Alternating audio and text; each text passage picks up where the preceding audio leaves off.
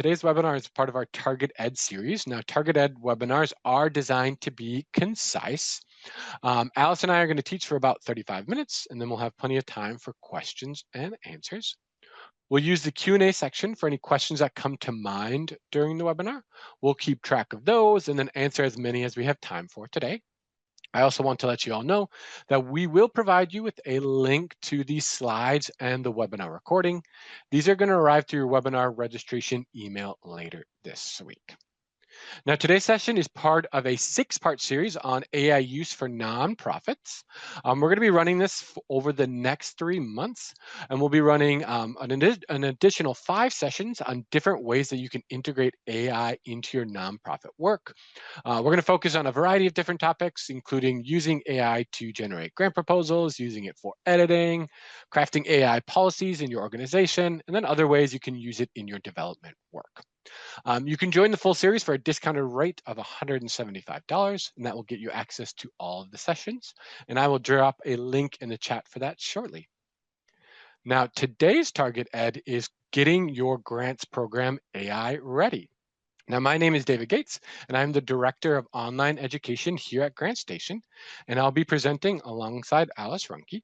Alice is the president of GrantStation, and before she joined GrantStation, she ran her own consultancy, where she raised over $45 million from federal, state, and private grant makers.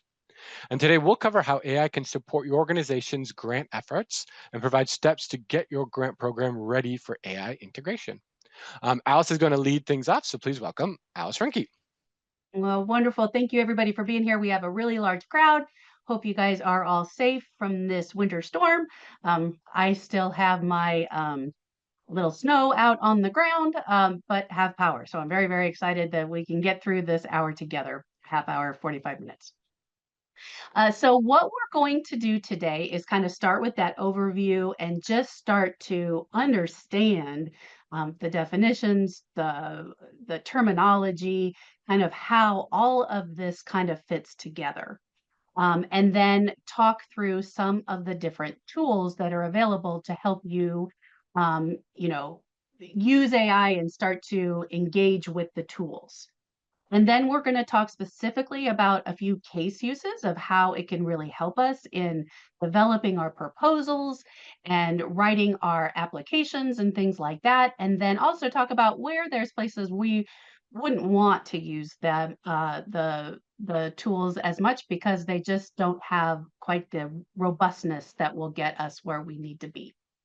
And then we're going to talk about kind of getting your team ready and getting engaged with the tools, and then how you can use the tools and some of your own source documents to start to collaborate with different AI tools. So this will give you a really great starting point for where your organization might want to go.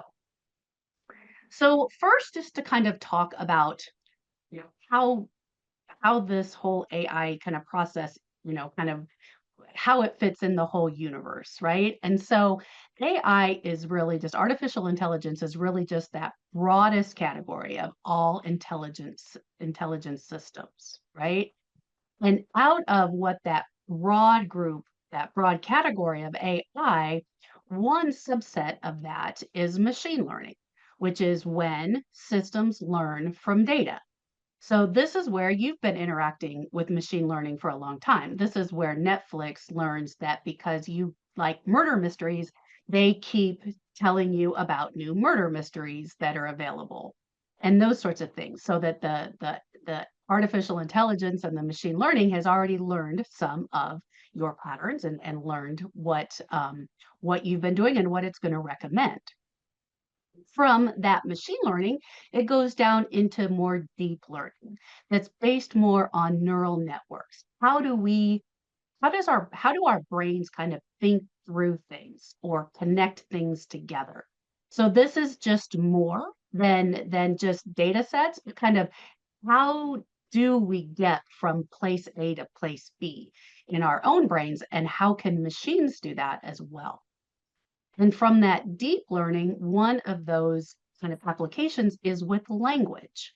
So taking massive amounts of data and looking at how language is laid out. And so again, you've been interacting with this as well. When you type something and it says you type have a nice, the text predictor says day, and that sort of thing, because that's a natural progression of all the language that's used and what is typically the next word, the next thing. But it's taking massive amounts of data and doing that with language. So from those large language models, then companies have developed chatbots, AI chatbots. So these are the apps that we're using now that now we're interacting with these large language models. These are like the tools to help us, access these large language models. So like ChatGPT and Gemini and all these things are chatbots that we use. So that's what we're going to talk about today, how we can utilize those chatbots. And David's going to just fill you in kind of on some of those different ones that are out there Yep. for you to start to explore. Yeah, so what we're gonna, oh, is my audio working? Yeah, it was a little quieter. Yep, Let me see. How about now? Is that better? it's good. I can hear Okay. you. Okay, perfect. So yeah, these large language models, as Alice was saying, are trained on vast text data, and they're capable of both understanding and generating human-like text. And these examples would be, OpenAI has their large language learning models, Google has their large language learning models, and then most of these large language models have a related chatbot. So OpenAI runs ChatGPT, Google's large language model runs Gemini. And then there are many refined tools that are kind of built on top of a large language model to provide specialized functions. So for example, Grantable, which is a tool specific for grant writing, uses OpenAI's large language model. So it's interacting with a similar model as ChatGPT. Now, there are a few different chatbots that you should just be aware of as you're kind of getting started here. The first would be ChatGPT. This is kind of what I would say is the original AI chatbot. It has both the free and the paid version. The free version has unlimited messages. It has an easy to use interface, and it has limited access to some of the advanced features. The paid version has a little bit more powerful models that you can access and more access to additional advanced features. Gemini is going to have a very similar layout as ChatGPT. It has those unlimited messages, that easy to use interface. It can even fact check with Google or can Google research to make sure the outputs are accurate. The paid version would have integrations with some of these Microsoft or some of these Google tools, such as Google Docs and in your actual Gmail as well. Then with Copilot, Microsoft's one, you get unlimited messages and an easy to use interface in the free version. The paid one, it integrates with things like Word and PowerPoint. And then the other one just to be aware of is called Claude.ai. This is run by a company called Anthropic. Their free version has more limited messages, but you do get certain advanced abilities like uploading documents. And the paid version is pretty powerful with advanced features. But one question we often get is just when to invest in a paid tool, because you have this free tier, you have these paid tier as well. So there's a few different times when you should start to think, should I upgrade and should I pay? Because my general recommendation is begin with the free versions. And then when you hit some of these points, you can consider upgrading.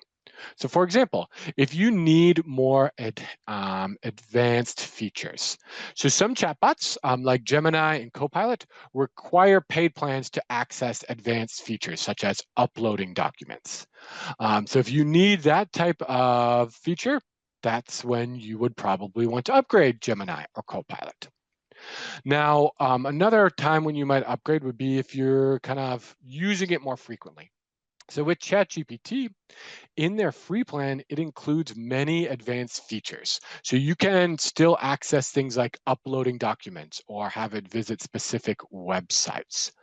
But it has message caps. So that's kind of where they're limiting you. You get about 10 messages for these advanced features every 3 hours. So if you are consistently maxing out your message caps, if every day by 10:30 in the morning, you can no longer use ChatGPT for 3 hours, then it's probably worth considering a paid tool.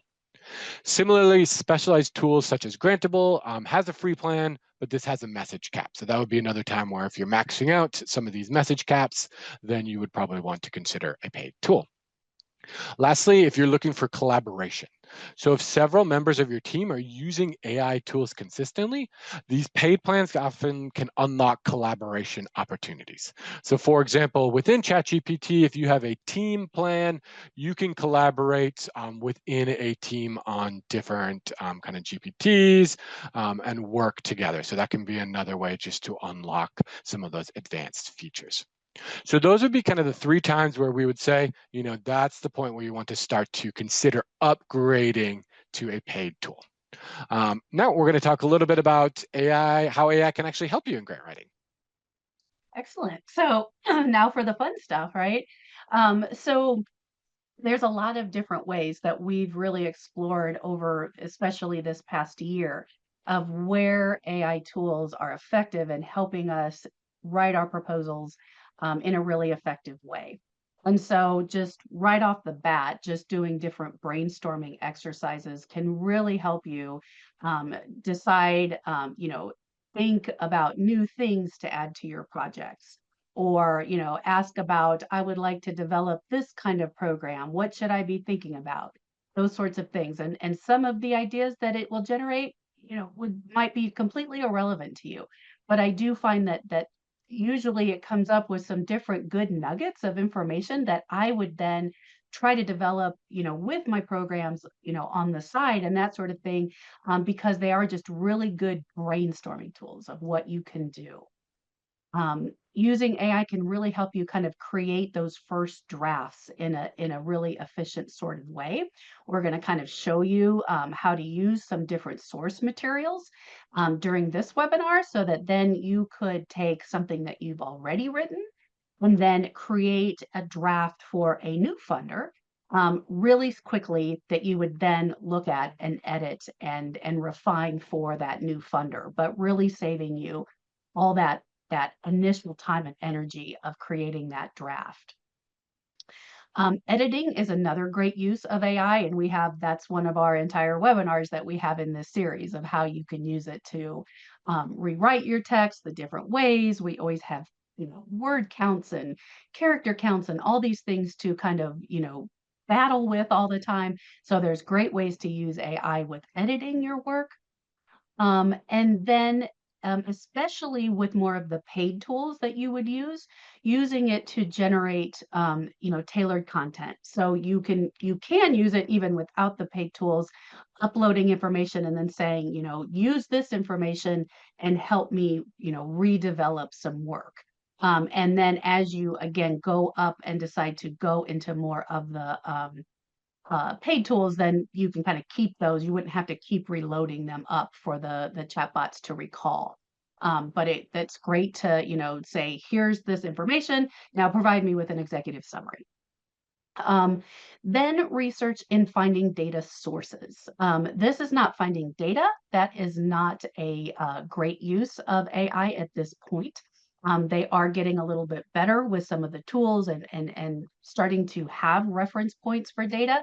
But it is really good to just say, I'm looking for information on, you know, uh, the need for services in this city, and where could I find sources? And then it would give you a great list of places to go and start to do that research. So if you're kind of stuck not knowing where to find the data, it's good to help you with that.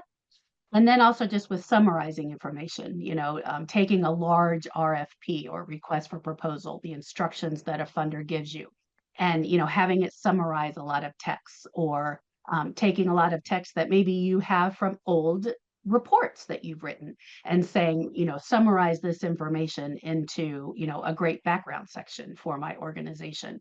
So those are all really great uses that, again, we'll dig into in a lot more detail throughout the series. But some of the limitations, are just those factual inaccuracies, that they often chatbots often just use that kind of text predictor that I was talking about, where it says, have a nice day. And it wants to answer a question, even if it doesn't have an answer. And so it will, at times, just put an answer in there of data or numbers or information that it does not have. So this is where, as we are using these tools, we want to do this in collaboration. This is not something that we want to enter information into these chatbots and then just cut and paste, and that's our grant proposal or whatever. But we're using this as a tool to help us, but we're really the brains behind this, and we have to really use it in a give and take kind of fashion.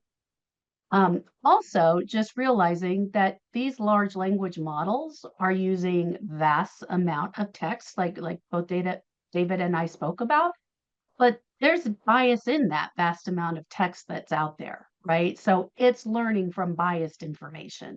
So again, we have to use our own, knowledge and look at the information in a way that doesn't stigmatize things and people in our target populations and all those kinds of things that's already written into language.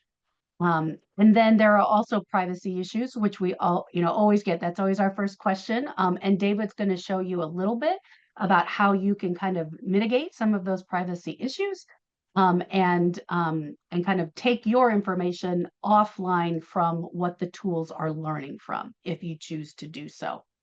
So we'll show you that in our demonstration today as well. So lots of good and lots of things that you just want to really, again, make this a relationship, a process between you and the tool. Perfect. All right, so we're going to dive over here to ChatGPT and just talk a little bit about how you can get started with the tools, some tips there, and the privacy as well. So if you are brand new to ChatGPT, just a few things to cover. Here is where you actually start a new chat. Here on the left is going to be some old chats that I have saved. So this is kind of your chat history. Up here is projects, which is actually a brand new tab that wouldn't show up if you have the free version. It's something I just noticed today, actually. So they are always adding new things here. And then we have things like Explore GPTs, which we'll cover in some of the later sessions, but those would be things I wouldn't worry about right away. Over here on the right is the settings, which we'll look at here in a moment. And then here in the center is where you actually enter in the prompts that you're going to be utilizing. So if you're just getting started, what I would suggest is beginning by playing around with some of these suggestions that you see down here. Things like create image, help me write, summarize text, or brainstorm. These are great ways just to kind of get interacting with ChatGPT. So for example, I could say something like this. If I click help me write, and I add in an email looking for volunteers on Saturday, January 25th for a food drive for my nonprofit. Then if I click on enter, it's going to create a draft email for my volunteers. And generally when it creates this draft, it understands a few things. It knows it's not making up the time. It knows, and it'll just kind of put in a box of what you should add here. Also where, and then has things like the links, your name, your role. So places that you could customize. Is this a perfect email for your food drive? Probably not. Is it a good start that you could tailor to your situation? Absolutely. It's just going to save you a lot of time. Get that first draft started. So that can be a way just to play around with this, get used to the interface, practice a little bit. Alternatively, if I want to start a new chat, I can click new chat there. Maybe I want it to summarize texts. So when it's summarized, what it often will have me do is attach a file. So I'm going to upload a file, and I am going to upload a federal RFP, request for proposal. So maybe I tell it summarize this federal RFP. And this federal RFP is about 28 pages long, so it can be pretty dense to read through. But if I just click on enter, it's going to read that document. and it's going to pull out the most important information. So I can see that this is the Preservation Planning Grant from the National Park Service, and it's for projects aimed at preserving and interpreting historic battlefields and associated sites of armed conflict on American soil. We have things like the key details, the total funding available, the eligibility, the requirements, some of the review criteria, as well as the important dates and some additional considerations. So it just pulled that really important information out very, very quickly. Any thoughts with this, Alice? Yeah, I really that, with especially with, especially like federal or state RFPs that are just so dense and have so much information in them.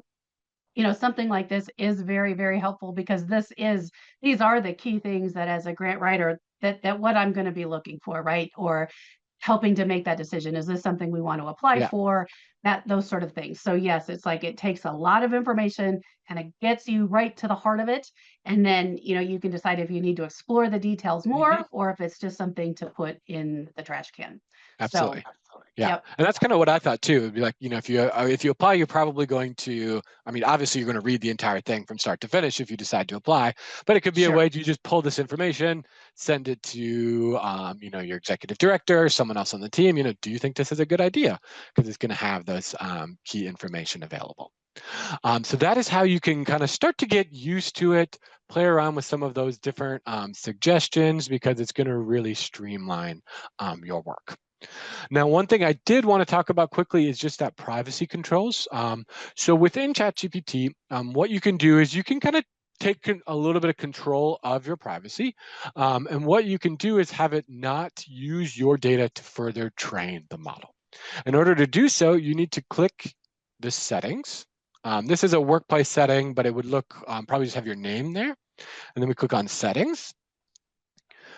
Next, I would go into data controls. And then if I click improve the model for everyone, I just want to make sure it's off. Actually, I'm on a team workspace where I can't turn it on. So if you're on a team account, you cannot turn it on, but you want to have it off. So if you have it off, then it is not going to use your information to further train the model. So it adds a layer of privacy. I would still not recommend putting in, really private or personal data into one of these large language models.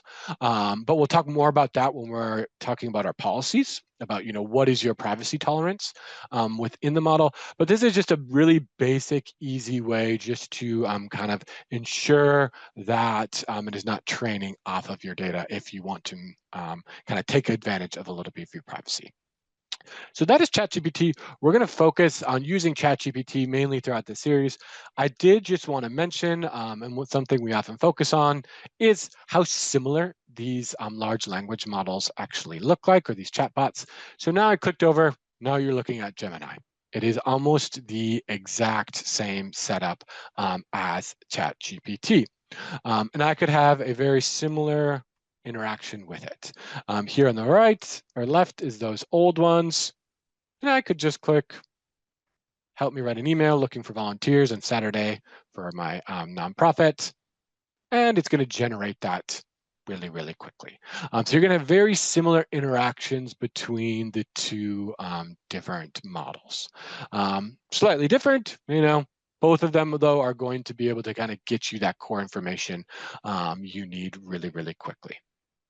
Now, with Gemini, you can also take advantage of some of the privacy settings. You'd want to click on Activity.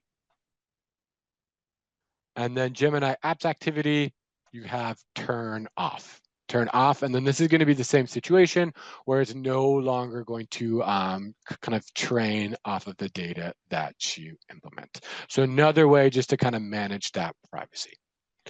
So that's just kind of a brief introduction of kind of both of these two big chatbots. Like I said, we're going to focus mainly on ChatGPT today, but I wanted to show you a little bit about Gemini, and we're going to come back to this in a moment to look at some different ways that you can use it. But for now, let's jump back to the PowerPoint.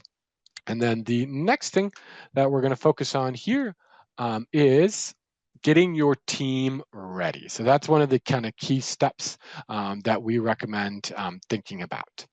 So when you're getting your team ready, first, what I would highly recommend is just choosing one free tool to build your experience. So the first thing that you should be focusing on is building AI experience, not just using it to write grants right away. The reason why we often recommend just choosing one free tool is because, like you just saw, it's a very similar user experience between the major AI chatbots.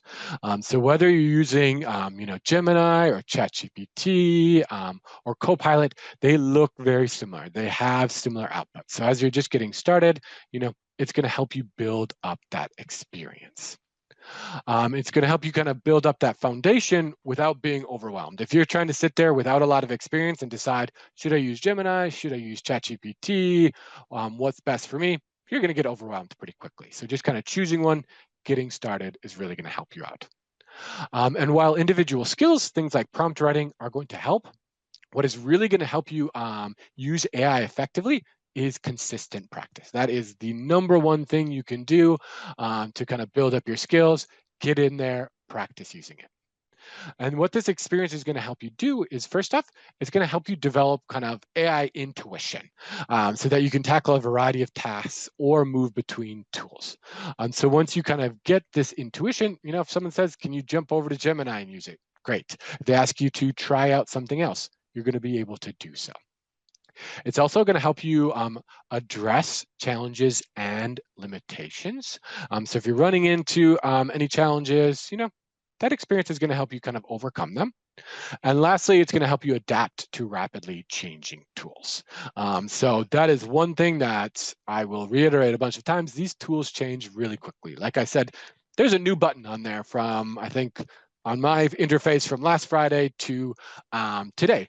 But with that experience, I checked that out a little bit this morning. I understand what it does, what it's trying to do. So when you build up that experience, when something changes pretty quickly on you, you're going to be able to adapt really, really quickly. And then within your team, things we would recommend is just really start with foundational skills. One key foundational skill would be evaluating outputs. So as we mentioned, these chatbots can often put out factual inaccuracies. We're going to talk about ways that you kind of overcome those limitations. But what I would say, anyone using a chatbot within your organization must be able to fact check the AI generated content. So if they are using it to talk about one of your programs and they do not know enough about your program to know, is this information accurate, then they might not be the person who should be using the AI in that situation. But if it's a program officer who knows the program in and out, they're using it to generate a summary, they can read through it and they'll know really quickly, is this accurate? Is this inaccurate? So that is kind of a key foundational skill, just being able to evaluate those outputs effectively. Another foundational skill would just be exploring the versatility of chatbots.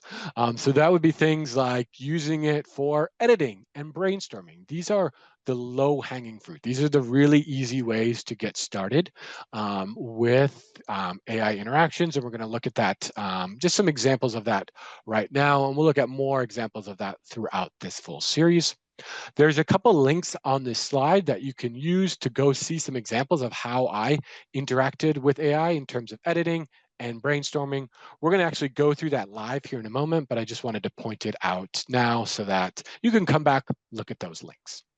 And lastly, a big reminder, AI amplifies your skills. It does not replace them. So understanding grant writing fundamentals is essential before adding AI tools into the mix. So you need to understand, what makes a great needs statement. How should we communicate our partnerships? So you should understand some of those best practices before you're just trying to use AI to kind of speed up the process.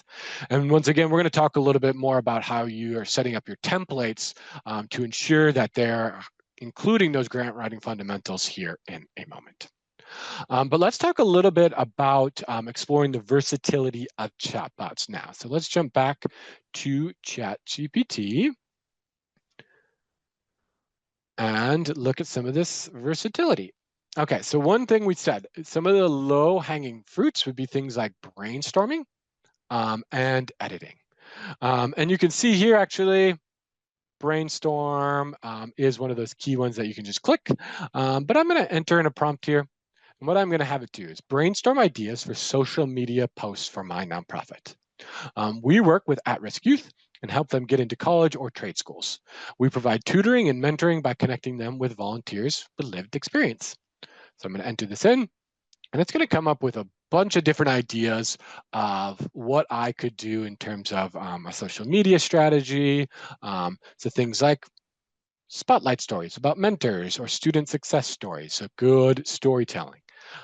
Engagement, things like did you know or polls or questions, volunteer recruitment, program highlights, engaging content, fundraising posts, community building. So lots of just different ideas. Then what I could do is interact with it further. So now it has those ideas. Next thing, maybe I want it to create a timeline of posts for the next 3 months. And I'd like to post twice a week with various themes. So I'm going to enter that in. And it's going to give me a 3-month timeline. So it has week 1, an engagement post. And Friday, a spotlight story. Week 2, a motivational post and a program highlights. So it's just giving me general ideas. Like you said, you're not just going to copy and paste this information, but it's streamlining that brainstorming process, and you can edit as you go along. And this is one of those parts of these chatbots that makes them really versatile, and one of the first steps that we would recommend getting started. Any thoughts with kind of this brainstorming, Alice? No, I really like this though, and I like how it does. It just can kind of set things, you know, set things kind of ready for you. You're not starting with that blank piece of paper. You, again, like we keep saying, you're going to go back, you're going to look at it, you're going to edit all this information, but it just provides you that framework in a split second that would Yeah, take you hours to do otherwise. So. yeah. Yeah, and things like this, one way I was thinking about it earlier would be, for example, if you just started a new position as a marketing director at a nonprofit, and then the previous marketing director was really organized and left you all these templates about what they posted, and it just streamlines your process. You're not going to copy and paste it, but you already have these templates, you already have these ideas in place. Another kind of versatile part of the chatbots is the editing aspect. And we're going to jump here. I'm going to enter this one in. With editing, we actually have a full webinar about this, but this is always something that people really appreciate. So I'm going to just show you how it could rewrite something to meet a word count. And I'm going to enter that in. And what it does is it just takes this content and it is rewriting to a much tighter word count. Like I said, we're going to go explore the editing in an entire process here, but I just wanted to kind of show you this is a really easy way to get started with these chatbots and just explore their versatility. Any thoughts with these ones, Alice? No, I like Richard had posted in the chat that word character counts are the bane of his existence, Yeah, and I completely agree that it's such a challenge for us, and that again, as we've tested these tools, it really is pulling out those really critical pieces of your text, which is sometimes hard to decide and that sort of thing. But when we analyze them, we're like, yeah, that those are the most important parts, and that was really concise. And so they're not perfect. You still got to make sure how that works, but really gets you to the crux of what you're needing to talk about, and helps you out immensely. yeah. And I did see some notes is that sometimes the word count is inaccurate, and yes, that is just true. Yes. Sometimes it is not accurate. What we're really hoping the AI can do is get close. So Mhm. if you need to get from 250 words to 100 words, it might get you down to 150, but that still gets you a lot closer than thinking of, how can I eliminate this? It is probably not going to be exactly 99 words. Sometimes it does get a pretty accurate with that one, but that would be, kind of a blessing and a curse. It's not going to be perfect for you, but it's just going to kind of move you in the right direction. People who are asking to see the beginning again, this is just the prompt I use. This section exceeds the word limit. Can you condense it to meet a word count of 100 words without losing essential content? And then I just copied and pasted this. One thing I do want to just kind of point out, I'm going to jump back to the slides here. But within these slides, as I kind of mentioned, there's links here. Within the slides, I have one with editing example, a brainstorming example.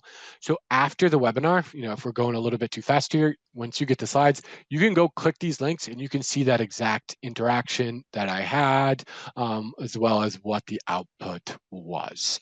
So you can kind of start to use that to get started. So make sure when you get the slides just to kind of hop back and check that out. All right, the last kind of part we're going to talk about here is the source material aspect, and Alice is going to kind of take over here.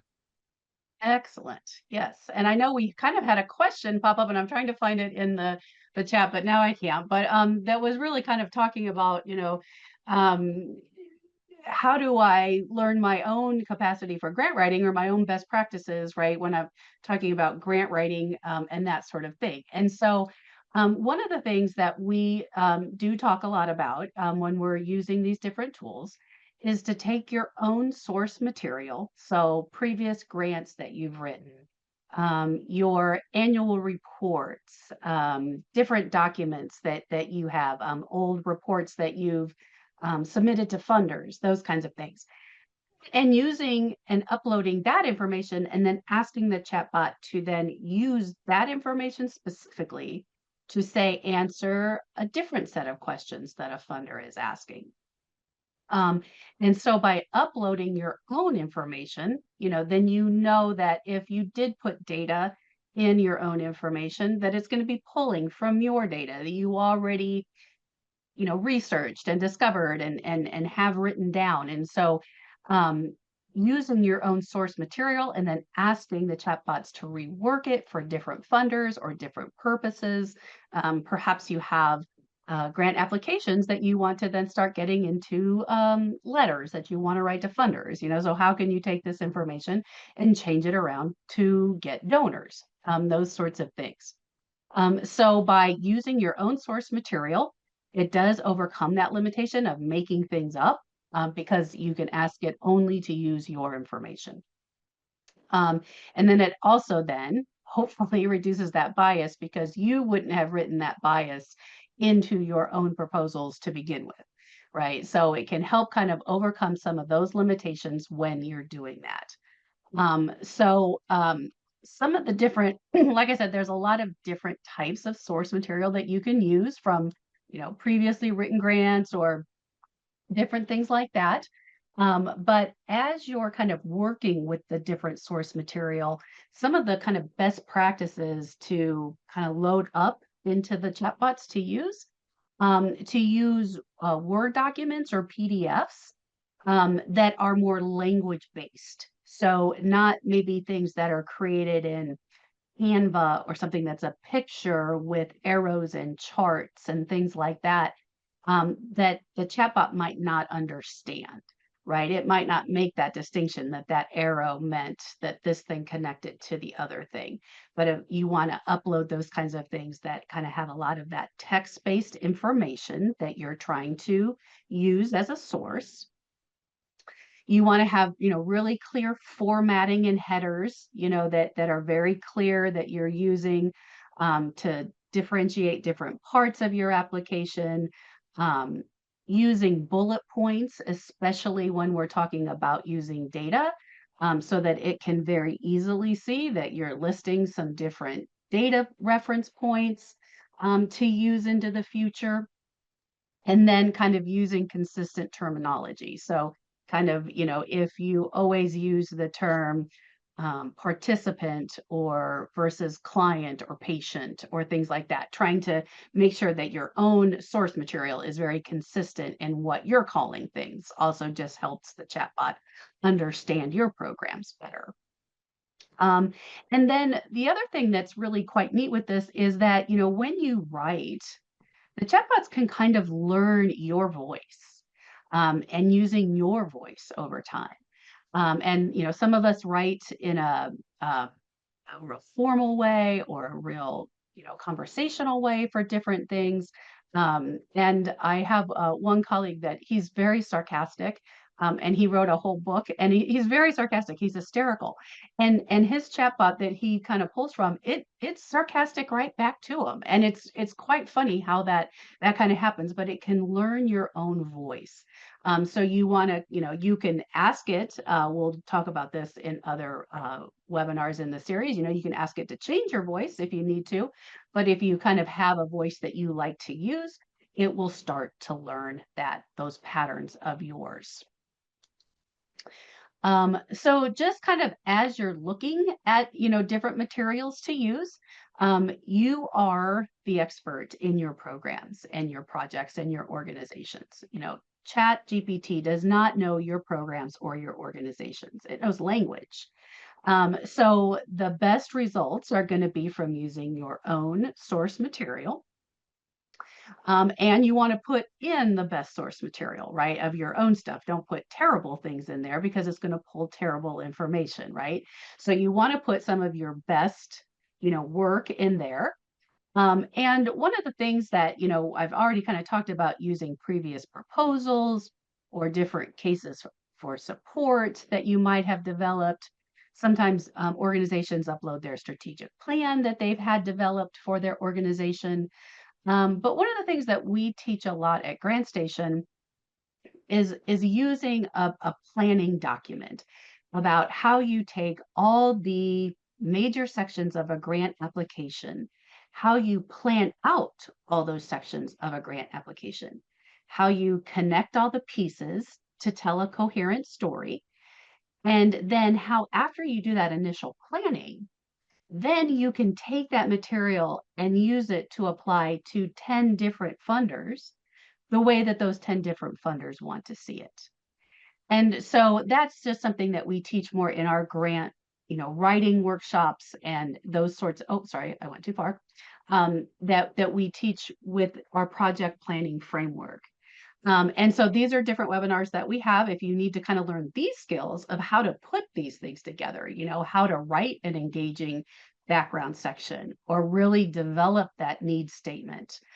How do I develop outcomes that tells how my clients or participants have changed, and how do I measure that? How am I going to do the work, and how do I put all that information in my approach section, and how do I make sure that that aligns with my budget request, right? So this is a whole different workshop, but this is what we teach people to do a lot. And by taking this kind of information, taking this type of source material that you've already planned out and again connected the dots, putting this information as source material, and then uploading different RFPs from different funders and saying, pull from this information and put it the way this funder wants to see it. Can it again really save you time? Again, you're going to come back and edit as well, but it can really save you that time of just consistently having to reword things, re-churn out previously written materials. So we have, they're usually called Grant Writing 101 workshops that we offer a few times a year. And we teach them throughout just different series to use the project planning framework. So this can be a great tool to use that, again, you load up, and David's going to show you how you would load this information up and then how you would use it to get different outputs for different funders. Perfect. Yeah, so this requires a multi-step process when you're using ChatGPT or Gemini or Copilot, where step number one is actually providing the source material. Now, with the free plan of ChatGPT, you can upload this. It would require a paid plan, I believe, in Gemini to actually upload documents. You could copy and paste it, but that's going to be pretty tedious.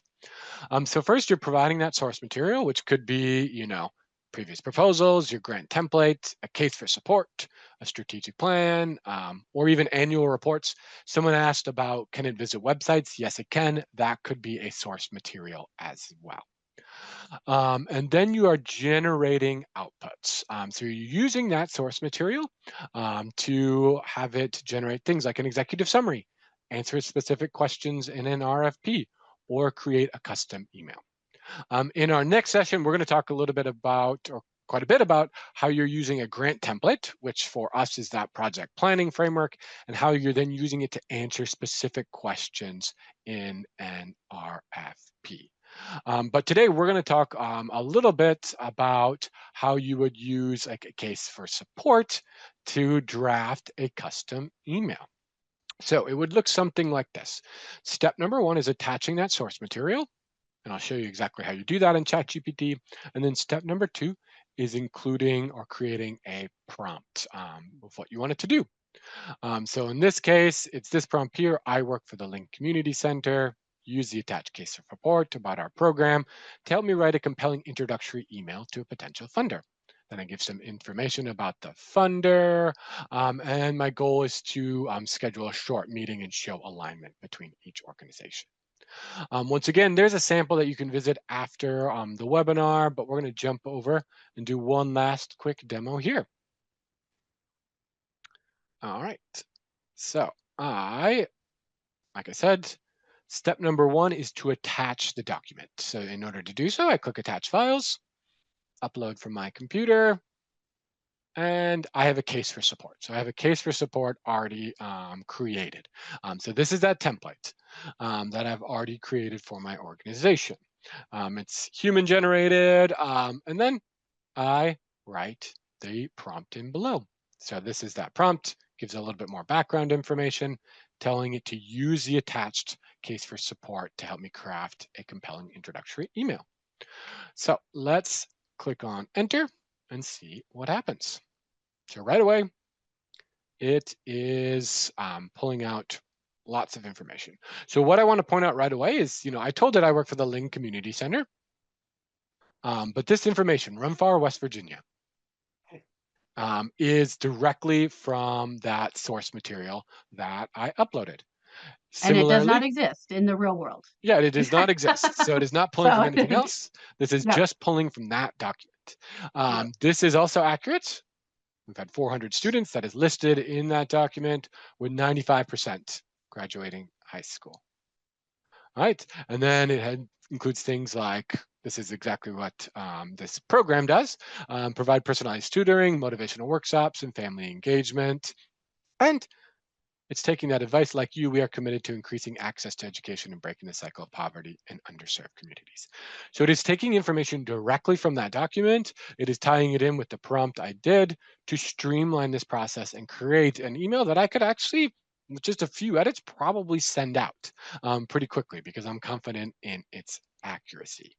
And that is kind of the power of using or developing these templates to be able to use later within these chatbots, because it's going to eliminate your worries about, is this information accurate? Is it writing in my voice?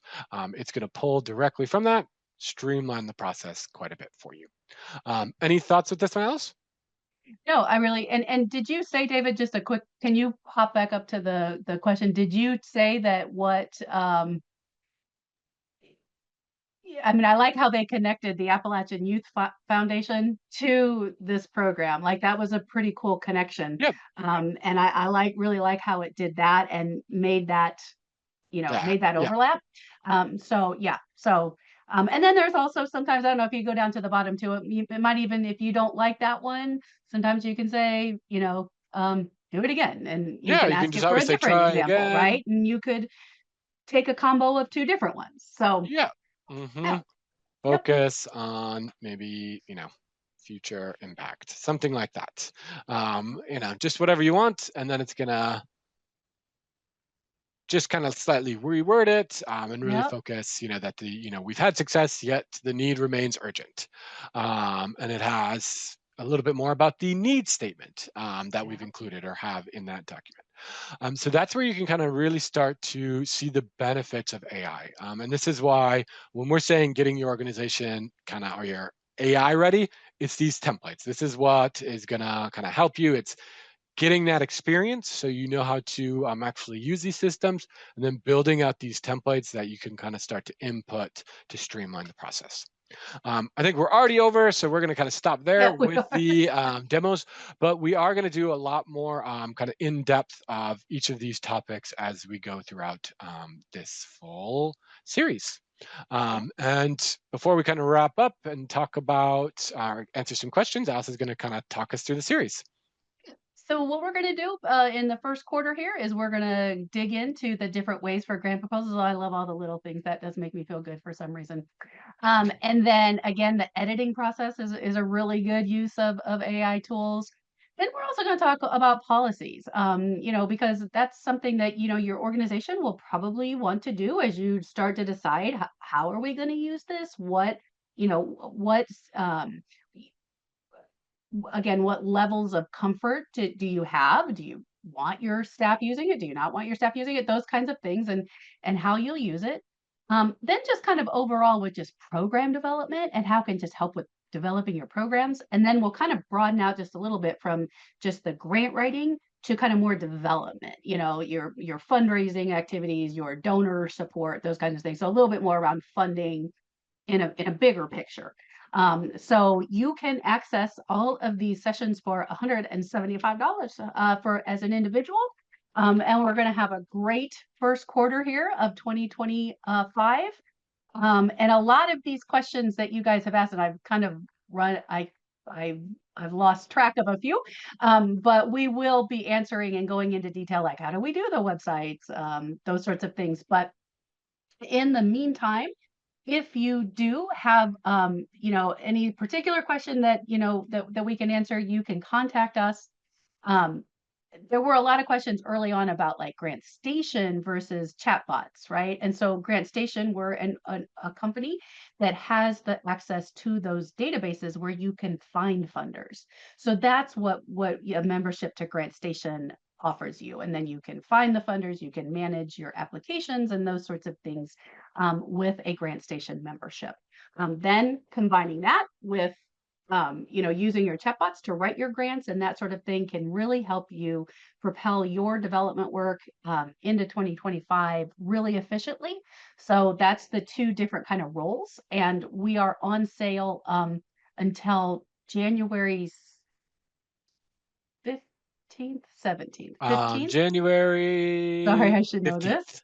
January 15th Yep. for $199 a year or $299 for 2 years. So if you want to get that sale, jump on before January 15th to get the discounted membership. Mhm. And I'll go ahead and kind of wrap things up here, but thanks everybody for being here. Hope that you can take all these materials when you get them and really start to look at them and play with them and then go out and do your own goofing around with ChatGPT or whatever system you use. And a really big thanks to David, who always is so easy he has just such a great way of teaching us how to use these tools so efficiently. So thank you, David. And we hope to see you all on another GrantStation web.